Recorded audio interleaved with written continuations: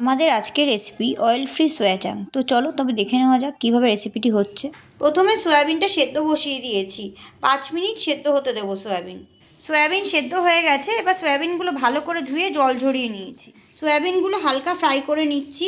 আমি একদম সামান্য পরিমাণ তেল, মানে না বললেই চলে, হালকা তেল ব্রাশ করে নিয়েছি যাতে সয়াবিনগুলো নিচে লেগে না যায়। তোমরা চাইলে ফ্রাই নাও করতে পারো, ফ্রাই না করলে কেমন একটা কাঁচা গন্ধ ছাড়ে, সেই কারণে আমি হালকা করে ফ্রাই করলাম। আমার ফ্রাই করা হয়ে গেছে, এবার আমি একটা পাত্রে তুলে নিয়েছি। এবার ওই প্যানেই নিয়ে নেব সামান্য পরিমাণে জলটা এবার ফুটতে দেব।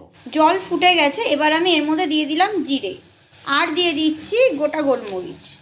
এবার এই জিরে আর গোলমরিচটা ভালো করে 1 মিনিট ফুটতে দেব। ডায়েটের জন্য জিরে আর গোলমরিচটা খুবই উপকার। 1 মিনিট হয়ে গেছে, এবার আমি দিয়ে দিচ্ছি আদা, রসুন আর কাঁচা লঙ্কা। এটা নিয়ে আমি এবার 1 মিনিটের মতো নাড়াচাড়া করে নেব।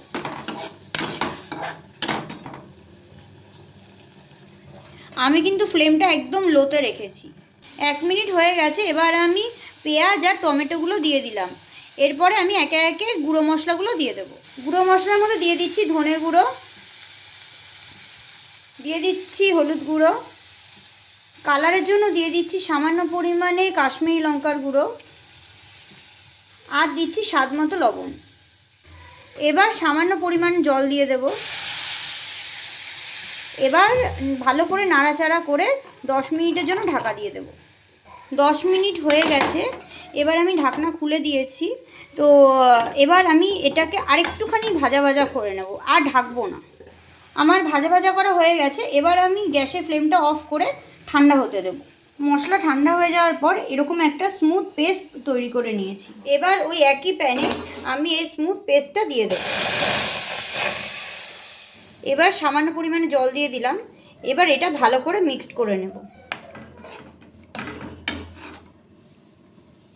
গ্রেভি ফুটে গেছে, এবার আমি সয়াবিনগুলো দিয়ে দেব। ভালো করে মিক্সড করে নিয়েছি। এবার আরেকটু সামান্য পরিমাণে জল দিয়ে এটা ঢাকা দিয়ে দেবো 10 মিনিটের জন্য। 10 মিনিট হয়ে গেছে, ঢাকনা খুলে দিয়েছি। আমাদের সয়াবিন অলমোস্ট ডান। এবার ওপর দিয়ে একটু ধনে পাতা ছড়িয়ে দেব। ওপর দিয়ে সামান্য পরিমাণে ভাজা জিরে গরম মশলার গুঁড়ো দিয়ে দিলাম। আমাদের ডায়েট সয়াবিন রেডি। এবার গ্যাসের ফ্লেম অফ করে দিচ্ছি। আমাদের অয়েল ফ্রি সয়াবিন রেডি। এটা পুরোপুরি ডায়েটের জন্য। তো এভাবে তোমরা বানিয়ে খেও বাড়িতে, দেখবে যেমন সুস্বাদু তেমন ডায়েটের জন্য খুব উপকারী। রেসিপিটা কেমন লাগলো জানাতে কিন্তু ভুলবে না। ভালো লাগলে লাইক, কমেন্ট এবং শেয়ার করে দিও।